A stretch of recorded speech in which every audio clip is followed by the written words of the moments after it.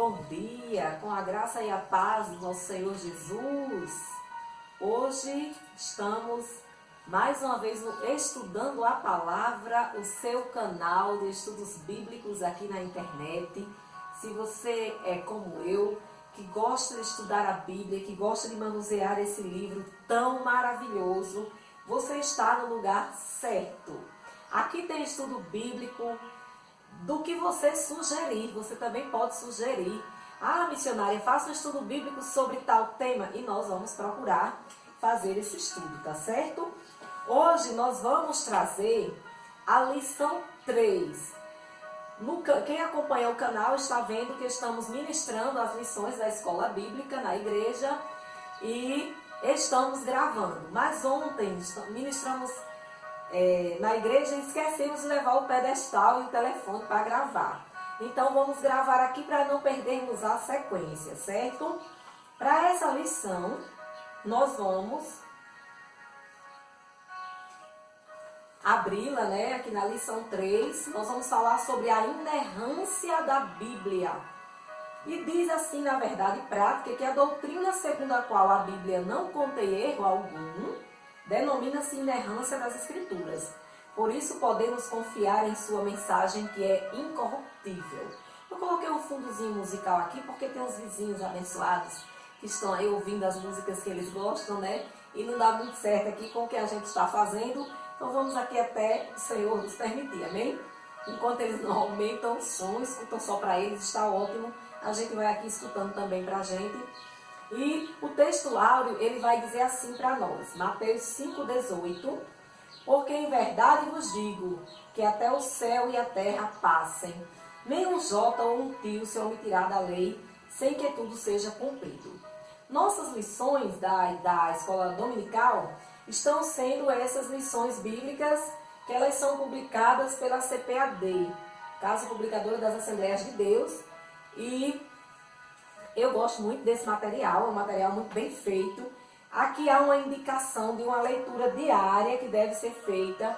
E quando a gente faz essa leitura diária, para que no domingo, que a escola dominical é no domingo, mas a gente aplica em outros dias da semana também, quando a gente for ler a lição, você vai ver que todas essas leituras que foram feitas na Bíblia, elas vão estar dentro do texto da lição, tá certo? Então algumas coisas eu vou aqui só deixar a referência bíblica. Peço que você em casa, quem tem lápis e caderno, anote a referência bíblica para posterior consulta, para a gente avançar aqui. Porque o comentarista dessa lição, aliás, de toda a revista, a revista ela é feita por evangelistas, eu acredito, e esse evangelista aqui, ele já é como eu gosto de fazer estudos bíblicos em que eu já falo da Bíblia dentro do estudo também, Então é o comentarista Douglas Batista e ele tem esse hábito, vocês vão perceber isso bem direitinho, depois podem checar em casa as escrituras, mas também a gente vai manusear alguns versículos aqui, amém? Então abra logo a sua Bíblia sem perca de tempo em Mateus, vamos lá, o Evangelho segundo escreveu São Mateus, no capítulo 5, Mateus 5, olha só, a partir do versículo 17, vai nos dizer assim: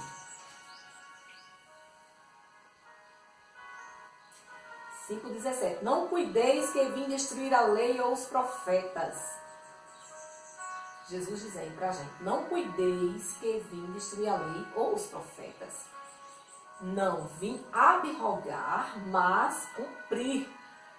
Porque em verdade vos digo que até que o céu e a terra passem, nem um jota ou um tio se omitirá da lei, sem que tudo seja cumprido. Qualquer, pois, que violar um desses menores mandamentos e assim ensinar aos homens, será chamado o menor no reino dos céus. Aquele, porém, que os cumprir e ensinar, será chamado grande no reino dos céus. Porque vos digo que se a vossa justiça não exceder a dos escribas e fariseus, de modo nenhum entrareis no reino dos céus. Então vejam, meus irmãos, a primeira leitura bíblica, que é a leitura base, Mateus 5, do 17 ao 21, vai continuar dizendo aqui pra gente: ouvistes que foi dito aos antigos, não matarás, mas qualquer que matar será réu de juízo ou sujeito ao juízo, dependendo aí da sua tradição. Estamos utilizando a Bíblia corrigida, a revista corrigida. E nós temos aqui duas leituras bíblicas oficiais. Esta, Mateus 5, 17 ao 21, e Hebreus 10, do 15 ao 17. Vamos para lá. Hebreus 10, já no finzinho da Bíblia, né? Hebreus 10, versículos 15 ao 17, vai nos dizer assim: e também o Espírito Santo nula testifica, porque depois de haver dito, este é o concerto que farei com eles, depois daqueles dias, diz o Senhor, porei as minhas leis em seu coração e as escreverei em seu entendimento. E acrescenta: e jamais me lembrarei de seus pecados e de suas iniquidades.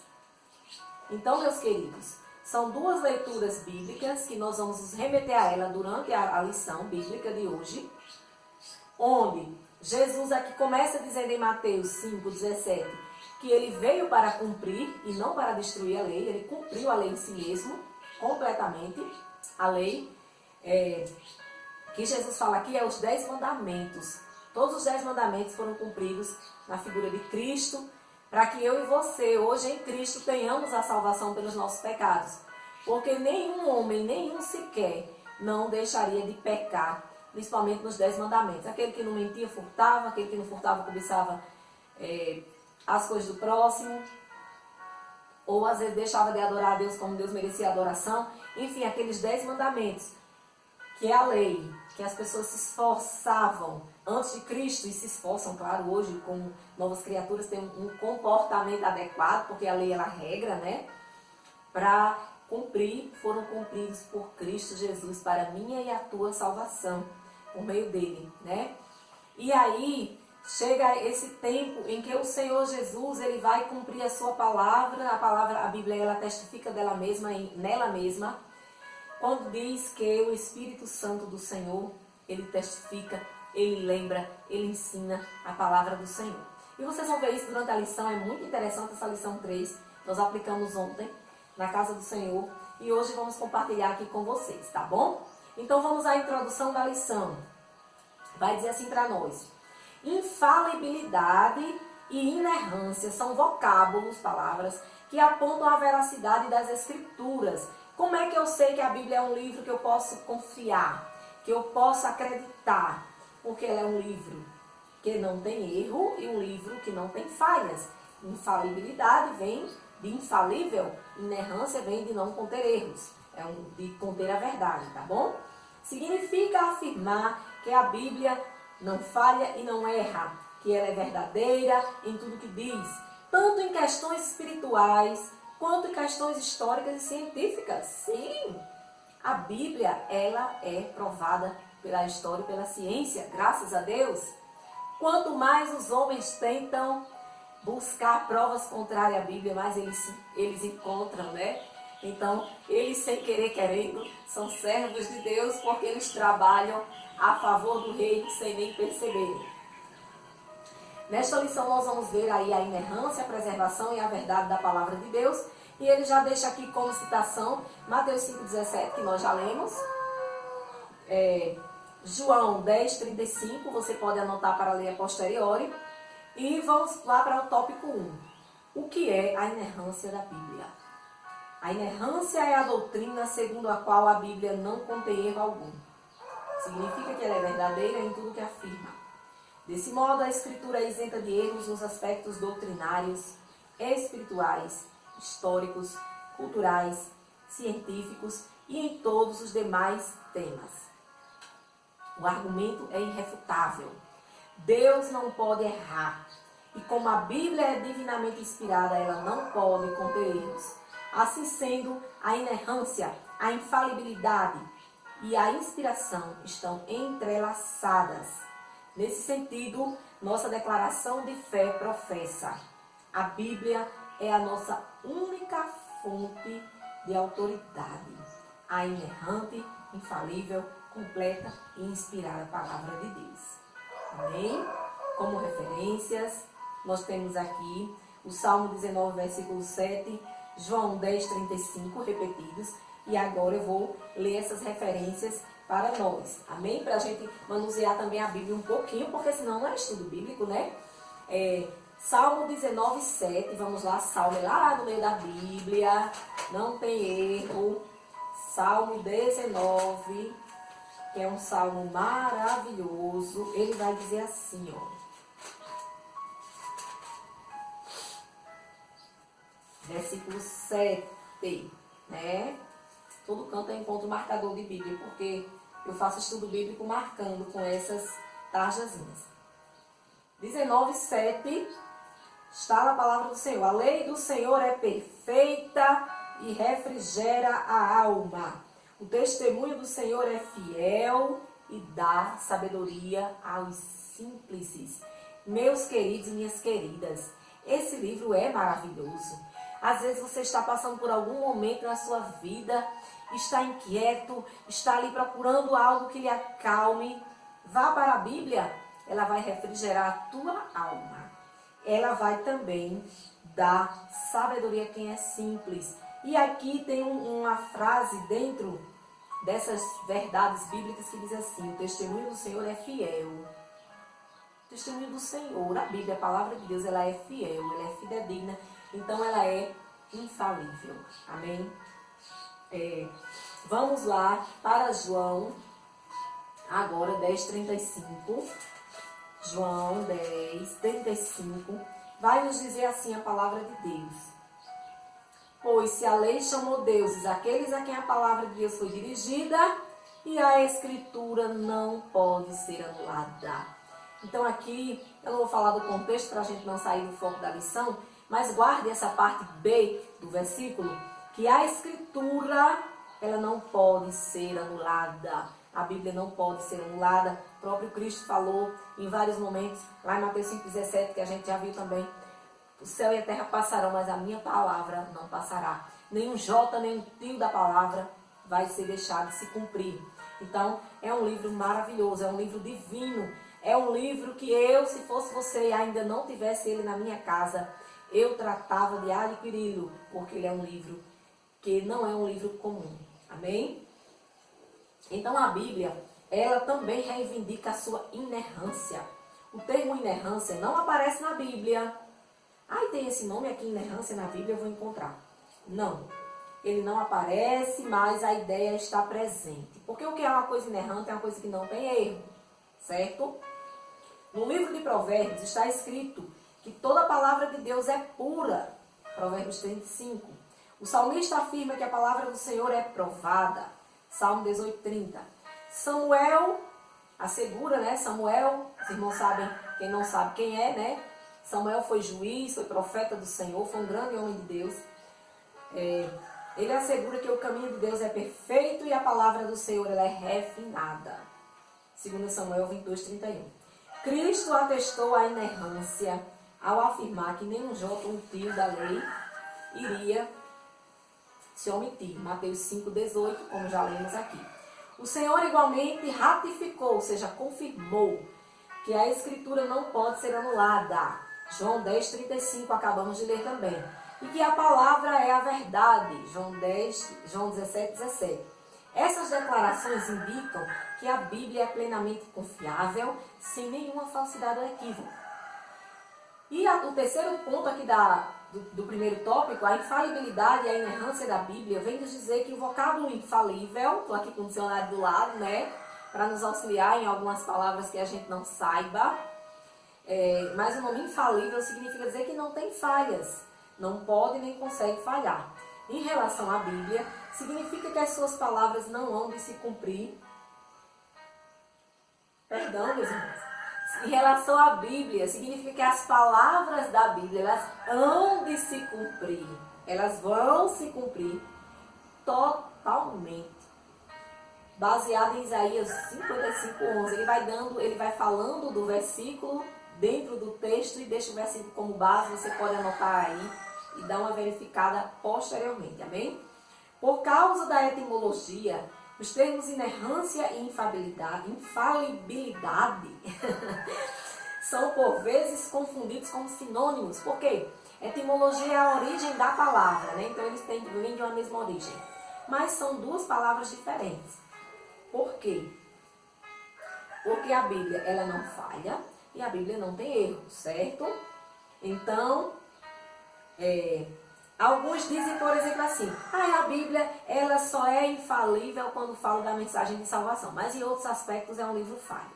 Aí outros podem dizer assim, a Bíblia, ela tem erros sim, ela contém erros. Não vamos confundir, viu, gente? Aí, alguma ponto, alguma vírgula, algum acento colocado errado em alguma palavra, um erro de digitação que todo mundo comete. Quem nunca vai digitar uma mensagem e às vezes sai a palavra faltando uma letra? Às vezes acontece, né? Apesar de ter revisores experientes trabalhando na revisão, mas nós humanos temos, né, os olhos, nós humanos somos falhos. Agora, a mensagem bíblica, ela não tem falha, ela não tem erro. Ela é provada, ela é refinada. Amém? Ela é incapaz de falhar, tá bom? Então, negar essas verdades é como desacreditarmos, de certa maneira, é como desacreditarmos da autoridade e inspiração divina, tá bom? Fechando aí a lição, tem uma sinopse que diz assim: a Bíblia é totalmente inspirada por Deus e isenta de qualquer erro, e por isso é a nossa autoridade final de fé e prática. É a Bíblia que nos rege, né? E aí eu fui colocando uns lembretinhos aqui, que a gente vai usando durante o versículo. Já lemos lá João 10, 35, a parte B, que diz que a Escritura não pode ser anulada. E vamos ler agora o Salmo 119, 160, né? Apesar de eu já ter escrito aqui, eu gosto de ler na Bíblia, como os irmãos já me conhecem. Abra lá a Bíblia, no Salmo, é bom manusear esse livro.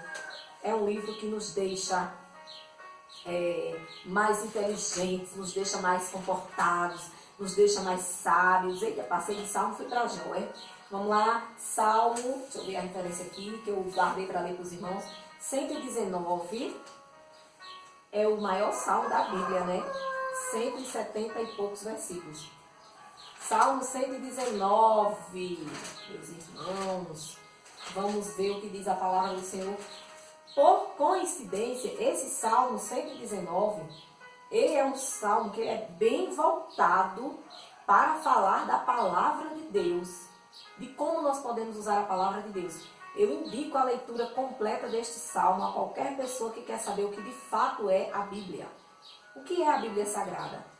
Se você ler com calma, paciência e pedir a Deus inspiração, para que você entenda, você vai compreender perfeitamente o que é esse livro tão maravilhoso. Então vai dizer aqui no versículo 160, olha aqui no versículo 160, um salmo que tem 176 versículos. Lá no versículo 160, vai dizer para nós o seguinte: a tua palavra é a verdade desde o princípio, e cada um dos teus juízos dura para sempre.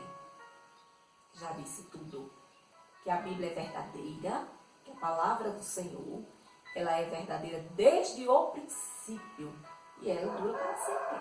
Amém? Os céus e a terra passarão, mas a tua palavra não passará. E aí, nós vamos para o tópico 2, mostrar que o Espírito Santo, ele preservou as Escrituras.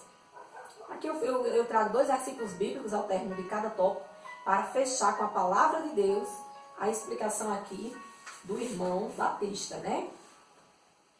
Vai dizer aqui, o Espírito Santo preservou as Escrituras. Como assim? Vamos entender. Primeiro, os manuscritos autógrafos. O que é um manuscrito autógrafo? Eu não sabia desta informação, né? Olha como a escola bíblica nos deixa inteligentes, né? A gente pensa que autógrafo é só o quê? O que é um autógrafo? É quando a gente encontra uma pessoa que a gente tem admiração, né? Um escritor, um artista, e quer um autógrafo, né? Então, é uma admiração que a pessoa tem por alguém e recebe ali um autógrafo. Mas aí, quando a gente vai para cá, falando aí de manuscritos, que já é uma área histórica, geográfica, arqueológica. Vai nos dizer que os manuscritos autógrafos são os manuscritos originais, certo? São os textos com a grafia de próprio punho do autor bíblico ou de seu escrevente. Porque tinha autores bíblicos que eles ditavam e alguém escrevia. Vamos dar um exemplo, né? Eu sou uma pessoa, estou concebendo aqui uma ideia, né? E não tenho algum problema na minha mão, tenho um problema de visão.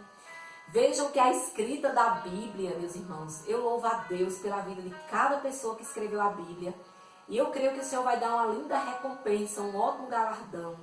Porque diga aí, hoje nós temos luz natural e artificial. Hoje nós temos toda a qualidade de papel, né? Eu comprei um caderno, eu sempre compro um caderninho eclesiástico, eu digo que é um caderno eclesiástico, para ir anotando as coisas durante o ano, estudos bíblicos, as coisas que o Senhor vai fazendo durante o ano, na obra, na nossa vida espiritual. E esse caderno é separadinho para essas coisas. E o último caderno que eu comprei, achei tão interessante que vinha dizendo que o papel dele era diferente, era para quem tinha problemas de visão. Você, nesse papel, a escrita se tornava melhor de ler. Olha a tecnologia que a gente tem hoje de um papel ser de melhor qualidade. Aí você imagine as pessoas naquela época escrevendo em peles de animais, escrevendo às vezes com espinho, com a tinta fabricada por eles, né? Quanto sacrifício, escrevendo em pedra, escrevendo em madeira. Quanto sacrifício, meus irmãos. Nossos irmãos em Cristo passaram para nos trazer essa palavra tão maravilhosa. E hoje o nosso único esforço é ir numa loja, escolher uma do jeito que a gente quer.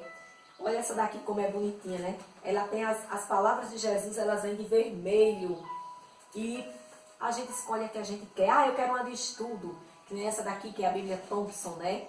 Eu não vou tirar a capa porque já está velhinha. Foi minha primeira Bíblia de estudo que eu comprei. Então, eu louvo a Deus pela vida desses irmãos. E aí, o que o primeiro aprontou, a primeira obra pronta, é chamado de manuscrito autógrafo.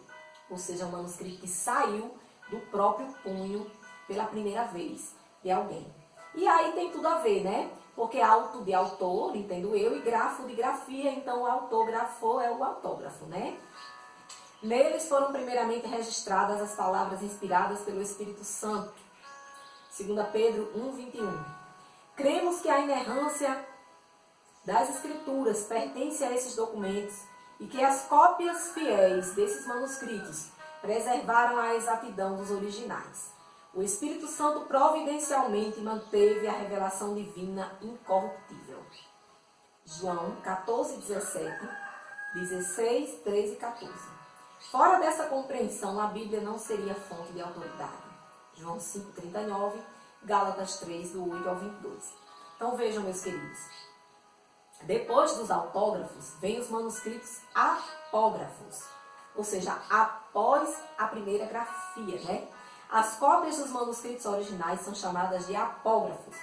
Atualmente, existem cerca de 25.000 cópias dos manuscritos bíblicos, a maioria deles em hebraico, grego e latim. Veja bem, um manuscrito histórico, para ele ter validade na história, quanto mais cópia ele tiver, melhor. Então, nós temos aí alguns livros históricos famosos. Eu já falei isso até na primeira escola dominical, está por aí salvo, né? A primeira lição bíblica. Que eles têm cerca de 1.000 cópias, por exemplo, né? 1.000 e poucas cópias, 1.500, por aí. Os livros bíblicos, vejam só, eles têm 25.000 cópias. Então, para a história, a Bíblia é, sim, um livro histórico, verdade? Então, esses livros bíblicos, essas cópias, vejam bem, se o autor tinha trabalho em fazer, o copiador também pegava aquela cópia original e usava os mesmos recursos. A tinta, a pele do animal, aquele papéis de péssima qualidade, né? Quando foi começar os papéis, as pedras, a madeira, o que ele encontrava pela frente, tentava registrar e registrava. E foi o Espírito Santo, o guardião desta palavra, que trouxe até os dias de hoje, não é verdade? E hoje nós temos, por causa dessas cópias, né? Os escribas judeus transcreveram os originais do Antigo Testamento com precisão milimétrica. E as inúmeras cópias dos manuscritos do Novo Testamento também afiançam a credibilidade desses escritos. Nessa perspectiva, cremos que o ato da inspiração aconteceu uma só vez, na hora da redação primária da Palavra de Deus. Realmente, né? Na hora dos manuscritos autógrafos. Então era aquele autor que Deus estava inspirando pelo seu Espírito Santo para fazer o livro. Imagine se cada pessoa que fosse copiar, eita, eu estou recebendo uma revelação. Ia ficar uma bagunça, né? Então os outros são meramente pessoas para copiar. Como naquela época não tinha máquina de xerox, né? Então apenas copiavam. Tá certo? Então a qualidade da inspiração ela foi preservada pelo Espírito Santo nas cópias dos originais, ou seja, nos manuscritos apógrafos. Assim sendo, a versão da Bíblia fidedigna aos originais não deixou de manter a exatidão do real significado das palavras inspiradas por Deus. Então são livros considerados pela igreja, considerados pelos fiéis, impulsionados para essa consideração pelo Espírito Santo, que são os livros que fazem o cânon da igreja, os livros canônicos, os livros considerados sagrados, tá certo? Por que eu estou dizendo isso? Porque a gente agora vai falar no tópico 3, que há livros também apócrifos e pseudoepígrafos. O que é isso, missionária? São livros que foram escondidos, livros que a autoria deles não está clara, quem foi que escreveu. Mas vamos ler aqui o comentário do autor e eu falo um pouquinho com as minhas palavras, né? Esse autor, ele tem um português um pouquinho rebuscado, né? Então esteja com o dicionário aí do lado. Alguma palavra que eu não compreender aqui, eu vou abrir aqui o dicionário para compartilhar com vocês.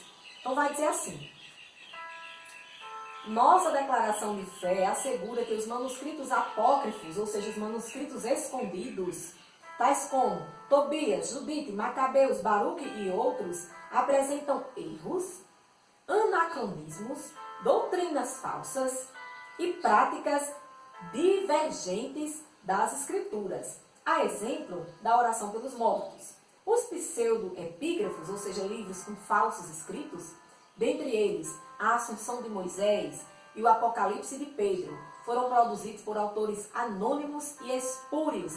E aí eu deixei o dicionário aqui e marquei na palavra espúrio, que para mim foi uma palavra nova. Então eu encontrei ontem, né, preparando o estudo para a igreja, eu disse, menina, espúrio? O que significa espúrio? Está aqui o significado, ó. Não genuíno, suposto, supostamente, não é certeza. Aí tem mais, adulterado, falsificado. Então isso aí, tudo isso o significado de espúrio. Então autores, supostos autores, né? Autores que falsificaram alguma coisa. E a gente sabe, meus irmãos, nós não somos leigos de não entender que quando Jesus falou a parábola do joio de trigo, Jesus estava dizendo muita coisa para nós. Sempre no meio da verdade. O Satanás, a arma dele é usar a mentira. Mas a mentira, às vezes, do Satanás, ela é uma meia-verdade. Como foi que ele enganou a Eva? Ele usou um pouco do que Deus disse e um pouco da malícia dele, transformando aí numa mentira, uma verdade, né? Numa meia-verdade. Então, da mesma maneira, ele quer impetrar no meio do povo de Deus ideias que não seguem a Escritura. Quem está acompanhando a lição, ou na sua igreja, ou aqui pelo YouTube, vai ver que desde a primeira lição, que se fala que a Bíblia, ela tem uma linha de raciocínio, ela tem uma sequência. Deus não vai se contradizer, Deus não vai dizer uma coisa aqui e se deixa dizer lá na frente, né? Deus disse, não, esse dicionário é para ficar assim, ó, na horizontal. E depois dizer lá na frente, não, o dicionário é para ficar na vertical. O Senhor, ele não trabalha dessa maneira. Eu acho que ele inverteu, horizontal e vertical, eu sempre inverto, né? Horizontal. Horizontal e vertical, certo? Então, Um exemplo simples. Então, o que o inimigo faz? Colocou essas outras livros que aparecem aí, livros escondidos, que a gente não sabe quem é o autor de verdade. E que a igreja, o Espírito Santo, que foi quem conduziu a formação do cânon da igreja, não incentiva as pessoas a lerem esses livros, a procurarem. Eu vou dar um exemplo, tá? Que a gente tem que ser justo e dar a César o que é de César e a Deus o que é de Deus. Eu estou aqui com a Bíblia Sagrada, edição pastoral, que é uma Bíblia católica, certo? Nessa Bíblia católica aqui, nós vamos ter alguns livros desses aí, apócrifos, né? Que são o livro de Tobias, o livro de Judite, o livro de Macabeus, o livro de Eclesiástico e o livro de Baruque. São os livros que tem extra na Bíblia católica. Porém, essa própria Bíblia, ela mesma diz que esses livros, eles não refletem, tá certo? Acontecimentos históricos. Ela mesma vai explicar que não conta uma história real. Eu estou aqui lendo a Bíblia católica da editora Paulus, edição pastoral, tá certo? Essa Bíblia aqui, que ela é bem conhecida, muito bem vendida, essa aqui é minha, que eu tenho para estudo, claro, né? Eu estudo, é a Bíblia. É uma leitura muito... a tradução dela é bem interessante de ler. E vai dizer aqui, ó, que... Eu estou só lendo aqui a introdução de Tobias, tá? Esse livro aqui, ele tem... Vou ler do começo. O livro de Tobias foi escrito pelo ano 200 a.C. Apesar das aparências, não conta uma história real. Ou seja, é o quê? É uma ficção, né? Pois os acontecimentos aí descritos dificilmente se enquadram na história desse período. Aí vai, né? O livro pertence ao gênero sapiencial, é uma espécie de romance ou de novela destinado a transmitir um ensinamento. Vai mais na frente, vai dizer assim, né? Para que foi escrito este livro? Sabemos que nesse tempo o Império Grego dominava todo o Oriente Médio, inclusive a Palestina. Além do domínio político e da exploração econômica, os povos dominados sofrem também a influência da cultura, religião e costumes gregos, ficando ameaçados na própria identidade. Então vai falar um pouco do livro. E no livro de Tobias tem uma coisa assim bem interessante, né? A história em si vai mostrar de um rapaz que saiu em busca de um dinheiro para o pai dele, que se chamava Tobit. E no meio do caminho ele encontra uma moça chamada Sara, que ele chega a desposar essa moça. Porém, esta moça, ela casava e não conseguia consumar o casamento dela. Por quê? Porque os maridos morriam. Quem matava os maridos dela, aqui no livro de Tobias, era um demônio chamado Asmodeu, o pior dos demônios.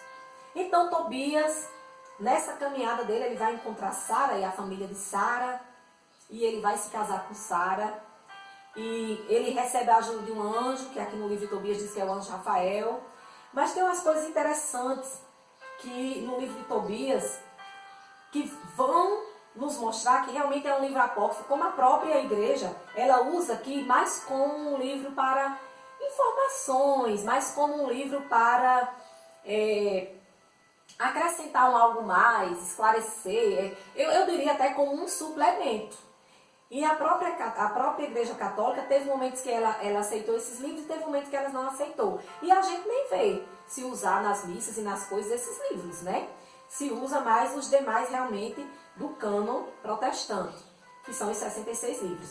Então, nesse livro de Tobias, por exemplo, eu vou dizer aqui uma coisa aqui bem interessante, né? Eles enaltecem muito a questão da esmola. Eles chegam a dizer aqui, num capítulo, deixa eu ver se eu encontro aqui, que se você der a esmola, você está sendo salvo. Certo? Tá aqui, ó. Capítulo 12, versículo 9. A esmola livra da morte e purifica de todo o pecado. Aí, para que serve Jesus Cristo? Se eu der esmola a alguém, eu vou me purificar do pecado e vou me livrar da morte. Se só em Jesus Cristo é que a gente tem a vida eterna e a liberação dos pecados. né, completa. Então, assim, veja que é coisa que se contradiz com a palavra. Voltando para a história central, quando ele encontra Sara e vai casar com Sara, ele tinha sido orientado pelo anjo de usar de matar um peixe, encontrar dentro desse peixe, é porque faz tempo que eu li, estou só tentando aqui, puxando pela memória, né? Ele puxar dentro desse peixe algo como o fel do peixe e queimar no incensário e aquela fumaça ia afugentar um demônio. E aí, imagina aí se pra gente afugentar o demônio fosse só fazer isso, né? Queimar um peixe no incenso ali, o fel do peixe, uma parte lá do peixe, eu não estou encontrando aqui agora. Tá aqui, achei. Capítulo 6. O coração e o fígado do peixe servem para serem queimados na presença do homem e da mulher atacados por algum demônio. Minha gente, quem expulsa demônio, o que a Bíblia explicou na palavra de Deus? É primeiramente a nossa fé em Deus. A gente está com a vida direitinha no altar, né? E castas que só saem com jejum e oração. Então, primeiramente, a fé. Você tendo fé, você muda um monte de canto. Imagina tirar um demônio de uma pessoa, né? Depois, você andar com claro, andar com a vida correta, isso aí é imprescindível, né? Para o filho de Deus e a filha de Deus que quer agradar a Deus. E assim, na hora que precisar de Deus, que a gente só expulsa o demônio com a ajuda do Espírito Santo do Senhor. Então, logicamente, né? Se eu estou direitinho, é claro que o Senhor está comigo. E também você viver uma vida de jejum, de oração, para que quando for necessário você tenha jejum e oração na sua dispensa espiritual. Então são esses ensinamentos que eu estou trazendo hoje para você, até vou levar na 4ª lição com mais afinco, né, para a igreja, que não bate com a Bíblia, que não acompanha a linha de raciocínio da Bíblia, tá certo? Mas eu quero defender aqui os irmãos e até sugerir aos irmãos católicos que coloquem esses livros como nas Bíblias evangélicas de estudo. Aqui na minha Bíblia evangélica, quando termina a Bíblia, aí que eles vão colocando uns extras, né? Aí tem índice de temas, tem um suplemento arqueológico, tem temas de estudos bíblicos, temas de leituras bíblicas. Vocês veem que eu gosto de enfeitar, né? Gosto das coisas coloridas, né? Então, eu sugiro, para não gerar dúvidas, porque vá que um irmão católico, coitado, esteja com um filho endemoniado, uma filha endemoniada, passando uma situação dessa difícil, aí lê isso aqui, aí vai queimar um incenso de peixe. Meus irmãos, né, é assim perigoso, uma doutrina um pouco perigosa, e eu sei que não foi essa a intenção de se fazer isso, né? A intenção aqui, como foi explicado aqui, é que tragam mais acontecimentos, né? Mostrem situações típicas dos judeus na Palestina, ele explica, né? Por trás da ficção, apresentam uma análise de uma situação histórica das possibilidades que os judeus encontraram em determinados contextos, servem de modelo para analisar algumas situações, tá? Então, assim, o alvo é que eles servem como complemento. Eles não estão na Bíblia católica como livros bíblicos mesmo. Pelo menos o que eu estou entendendo aqui da explicação da própria edição que eu estou lendo, certo?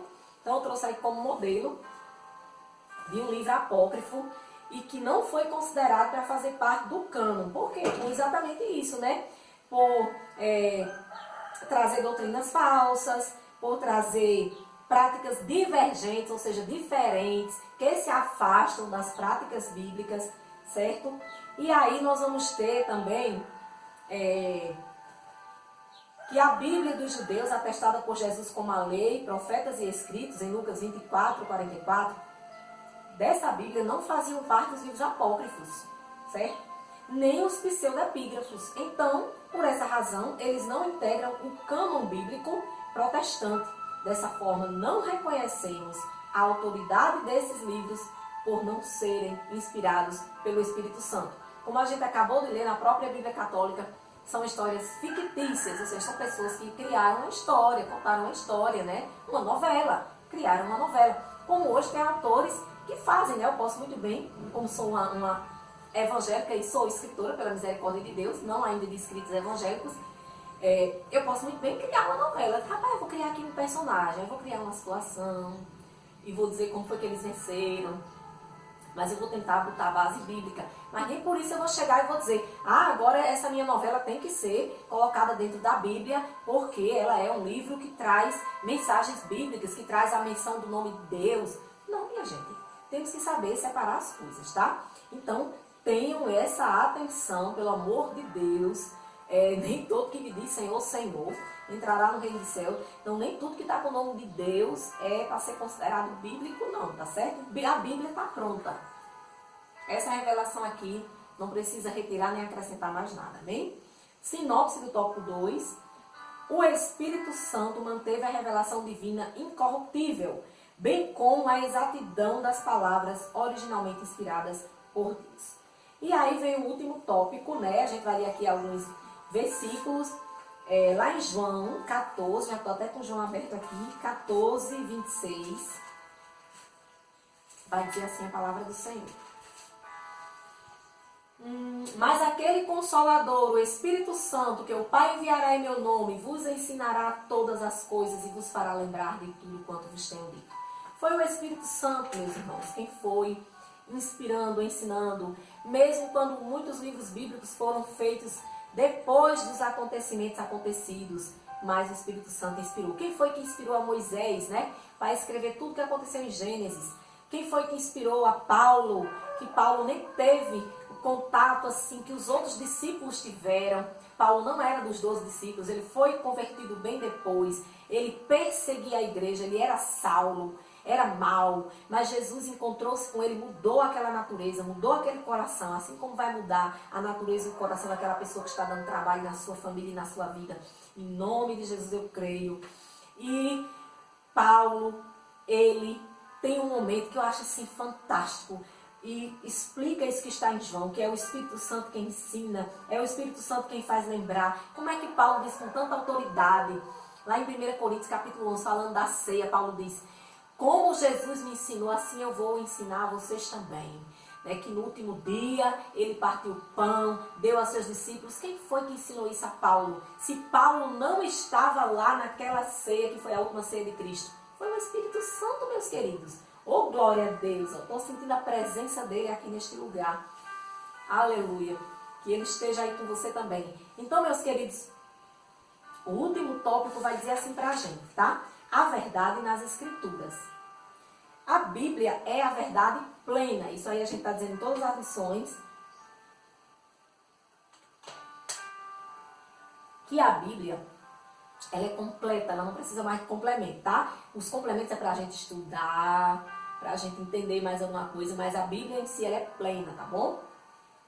O termo verdade do hebraico emet, não sei pronunciar, mas eu estou tentando, né? Emet, E-M-E-T-H. Significa o que é confiável, o que é correto. O vocábulo grego aletheia, A-L-E-T-H-E-I-A, tem o sentido de real, fidedigno. Nas Escrituras, corresponde à realidade exata dos fatos em concordância com o pensamento de Deus.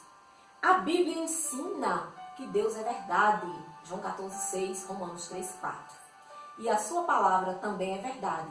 João 17,17. Então vamos lá, João 17,17 vai dizer assim: santifica-os na verdade, a tua palavra é a verdade. Aí vai dizer para nós: o escritor aos Hebreus declara que é impossível que Deus minta. Hebreus 6,8. Paulo ratifica, ou seja, confirma que Deus não pode mentir. Tito 1,2.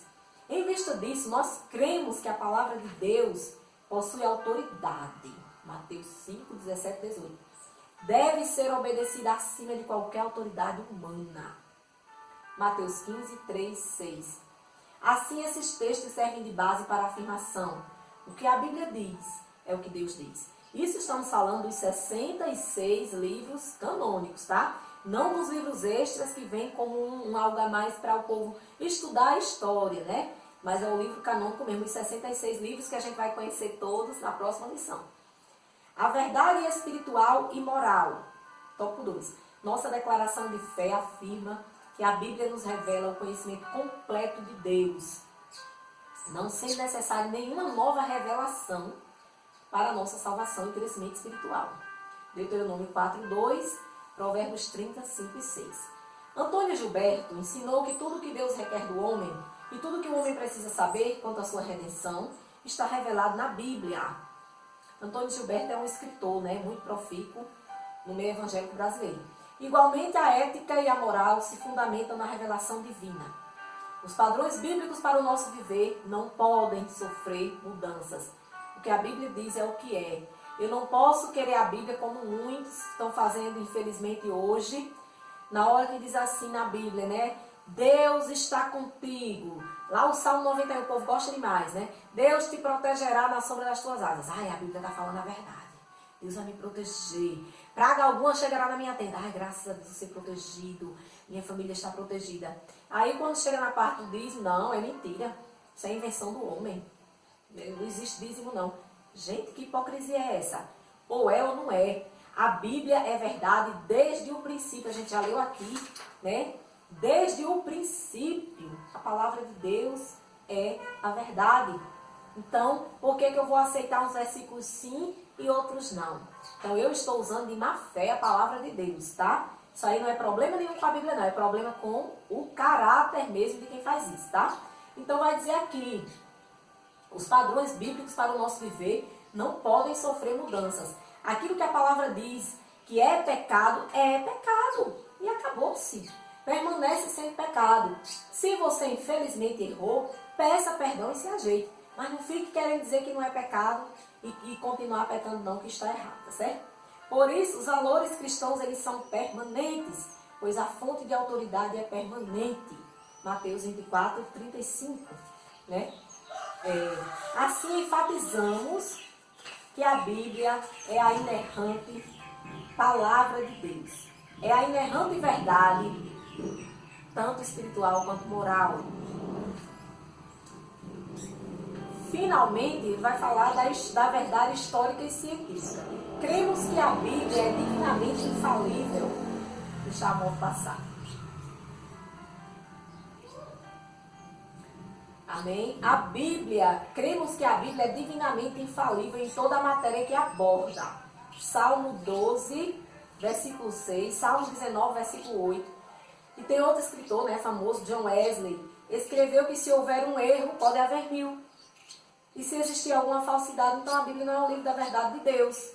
Por conseguinte, a Escritura não se equivoca quando descreve a criação, os eventos da história e os fenômenos da ciência.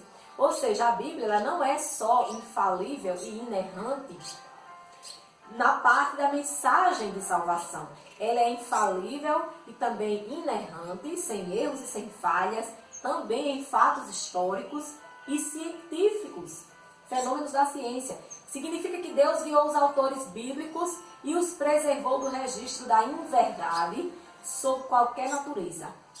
2 Pedro 1, 21. Assim sendo, endossamos que a Bíblia Sagrada é a verdade, inspirada de Deus, inerrante em sua totalidade, isenta de toda falsidade, de toda fraude, de todo engano. Deus é a verdade, sinopse, e sua palavra é a sua extensão. Tudo que a Bíblia ensina, tanto na teologia, quanto na história ou na ciência, é a verdade. E aí eu confesso a vocês, que eu fiquei sentindo falta aqui dos comentários que vem, subsídios, aqui da lição, de vir coisas assim provando, sabe, da arqueologia, da ciência, que eu gosto muito dessa parte. Mas aí eu estou aqui com a minha Bíblia Thompson, que ela tem um suplemento arqueológico muito bom.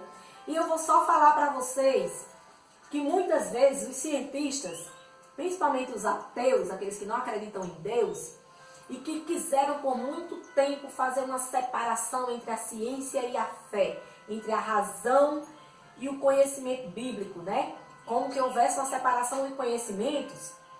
Então eles saíam em campo muitas vezes, principalmente no ramo da arqueologia, para provar por A mais B, como dizia pastor Netinho, foi meu pastor, com quem eu aprendi a amar as escrituras. Ele tem um canal no YouTube também, que é o canal Essas Coisas Vos Escrevo, é uma bênção, vale a pena assistir. É de estudos bíblicos também. Então, eles queriam provar por A mais B que a Bíblia estava mentindo. E um exemplo foi sobre a Babilônia. Quando se começou a ler sobre a Babilônia, e aí eu vou falar da Babilônia só para dar um estalo na sua cabeça, A história de Sadraque, Mesaque, Abdenego, Daniel, que se passa lá na Babilônia, o rei Nabucodonosor, a escrita na parede, né? Muitas histórias envolvem a Babilônia, né? A Torre de Babel, né? Os jardins suspensos, tanta coisa que envolve essa cidade. Começaram a dizer, na época, né? Que era uma história da carochinha, era um conto de fada, era uma mentira. Não existia essa cidade babilônica. E foram pesquisar a Babilônia na arqueologia, né? A ciência da escavação, que escava para encontrar fatos históricos. E lá eles encontraram, ó, a Babilônia no ano de 1890. Eu vou ler aqui. Eu não sei a pronúncia dos nomes, mas vai dizer assim. Niebuhr, Hit e Hassan sondaram suas ruínas em ambos os lados do rio. Começaram a sondar as ruínas da Babilônia. As honras, porém, cabem a Robert Caldwell e seus homens pelos 14 anos de cuidadoso trabalho de escavação da Babilônia, de 1899 a 1913. Então, esse homem chamado Robert, na nossa pronúncia, né? Robert, na pronúncia inglesa, Caldwell, ele foi escavucar a Babilônia 14 anos. E ele encontrou muitas coisas e provou que essa cidade realmente existiu. E pela a ciência arqueológica, né, a construção dela foi mais ou menos feita pelos esforços do rei Hammurabi entre 1728 a 1686 a.C. e Nabucodonosor também, Nabucodonosor II, em 604 a 562 a.C. E aí, a Babilônia ela declinou com a queda do rei Nabucodonosor e caiu mais ainda sobre a influência de Belsazar. Converteu-se em ruínas em 130 anos antes de Cristo, até ser tomada pelos partos, o que está escrito lá em Daniel, né? Chega a gente se arrupeia, como a gente diz aqui no Nordeste, a gente se arrupeia, né? Se emociona com a Bíblia, porque é um livro verdadeiro, né? E a Babilônia não é história de carochinha, foi encontrada tanta coisa na Babilônia, né? Um muro de mais de 22 quilômetros de extensão. Foi encontrada muitas portas da cidade. Foi encontrada a Rua da Procissão. Foi encontrado 575 dragões, touros e leões esmaltados, né? Os animais que eles faziam lá para enfeitar. Foi encontrado também, meus irmãos, a base e o contorno da Torre de Babel, conhecida lá na língua deles como Etemen Anki, que significa casa da plataforma base do céu e da terra. Acredita-se que sejam as ruínas da desafortunada Torre de Gênesis. Então, um exemplo aqui do Antigo Testamento, que os ateus foram dizer que não existia, quando encontraram, viram que existiam, né? E agora trago um exemplo do Novo Testamento, que é o tanque de Betesda. Lá em João 5,5, vai falar, né, que Jesus, ele curou uma pessoa que havia 38 anos, era paralítico, ele não conseguia chegar às águas desse tanque, onde um anjo agitava as águas e eles eram curados, né? Quando o anjo descia, agitava as águas, eles entravam ali nas águas e recebiam a cura para os seus males físicos, não é verdade? Então o Senhor Jesus, ele curou este homem aí no tanque de Betesda e mais uma vez a turma do contra, né? A turma que não crê na palavra, começou a dizer que esse tanque nunca existiu. Desculpa, meus irmãos. Eu sou teimosa, né? Eu tenho que estar bebendo água.